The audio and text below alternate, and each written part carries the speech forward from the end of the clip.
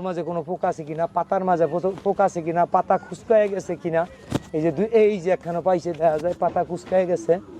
দেখি, এই যে মামা তুমি পাইছো না, এই যে দেখো, এই যে দেখো কেমন পোকা হয়েছে।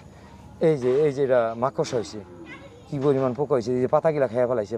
আরেকটা সমস্যা পাইছি, এই যে লাউটা কুচকায় গেছে, দেখেন পাতাও কুচকায় গেছে, এই যে পাতা কুচকায় গেছে, এই যে পাতাটা কুচকায় গেছে। আপনি পাতাটা যখন দেখবেন এই যে কুচকানো শুরু হয়েছে, তখনই আপনি ওষুধ এনে, এই যে আরেকটা লাউ বড় হয়ে গেছে, কুচকায় গেছে, দেখেন এই লাউটা কেমন অসুস্থ। আর এই যে একটা লাউ দেখেন, এটা কত সুস্থ, কত সুন্দর। এই যে একটা পোকা আছে দেখা যায়, এই যে দেখেন লাউর মধ্যে এই যে একটা পোকা হয়। এখন আমি একতারাটা দিব, লাউ গাছগুলা কুচকায় গেছে একতারা।